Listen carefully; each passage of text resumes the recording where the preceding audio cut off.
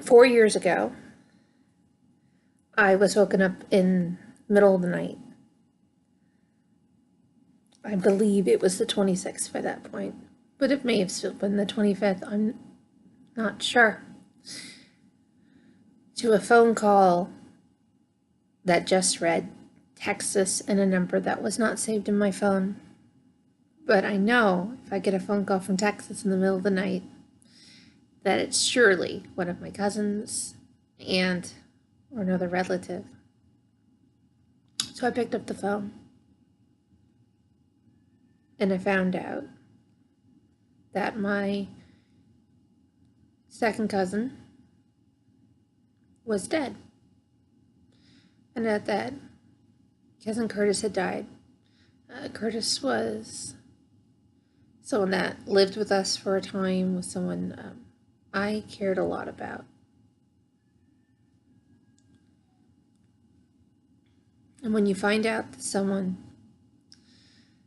in their 20s, early 20s, is dead, you don't expect it, you don't assume it's going to happen.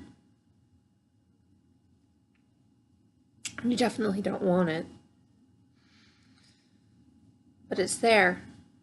And you grieve and you figure it out. And I had to go to work the next day and I was dealing with, on the 26th, I had to go to work.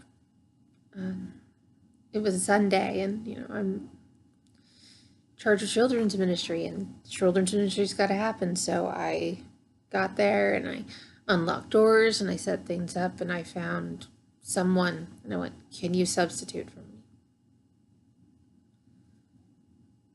Because I don't want to deal with it. And we were in the middle of dealing with interpersonal drama at the moment, and someone came up to me and was like, well, I want to deal with this thing, like, leave me alone right now. My cousin is dead.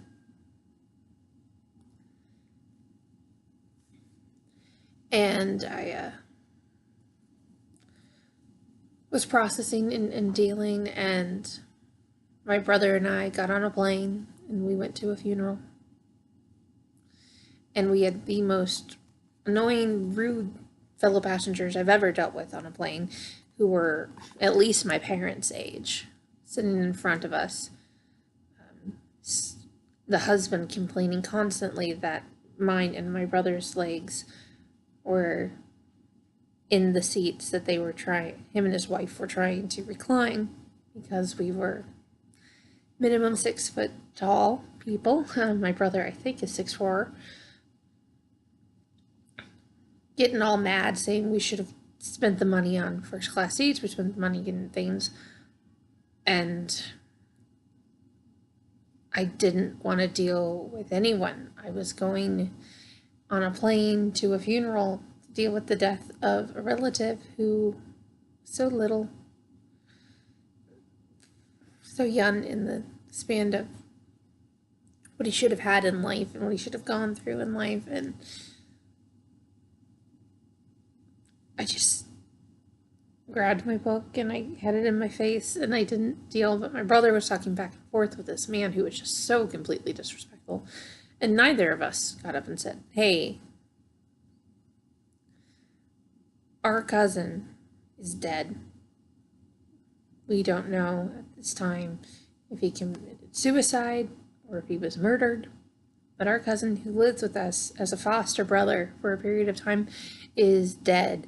And we were going to his funeral. We didn't have time to buy the nice seats. We bought what we could get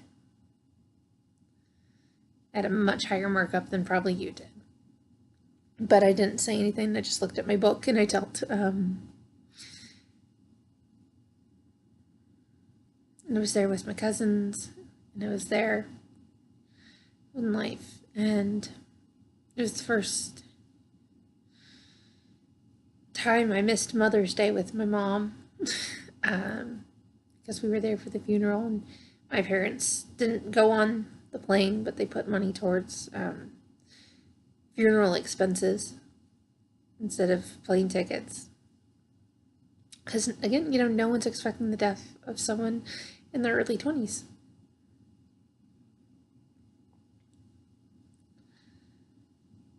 So my mind is just on you, Curtis. I wanted to talk about you. And remember the guy that you were, the funny little kid when I got to go visit Grandma that I got to see, and they're really smart.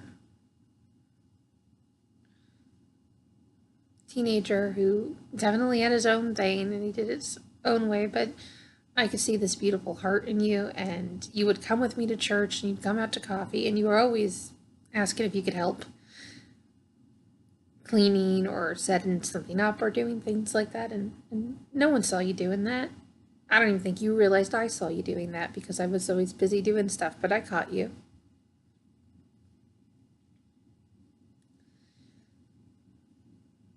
I wish I could call you on the phone and say hello. I wish you could have been around for my wedding.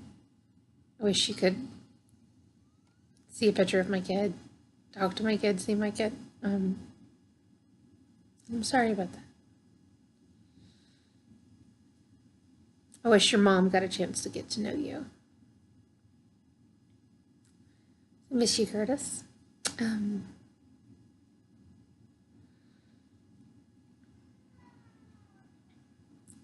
For everyone else maybe got this far in the video, I was thinking about the day I found out about him being gone and having to go through things, and then the process.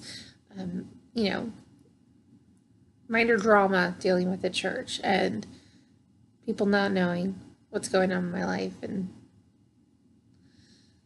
until I have to get it out of them. The bit of frustration, the people on the plane not knowing what my brother and I were going through emotionally, and just in there saying that, you know what, today, I just want to remember that we don't know what's going on in someone else's life. And it could be really hard and it could be really difficult. So maybe that person's speeding and cutting you off on the freeway because they found out their kid is in the hospital. Maybe they're dealing with something horrible. Maybe they are grieving in pain, dealing with depression, dealing with anxiety, dealing with a million things. We don't know what's going on in someone's life. So today, let's try to give people the benefit of the doubt and try to be loving and trying to be there because they might really just need it. Okay, guys, I will see you tomorrow for more VEDA. Goodbye. God bless.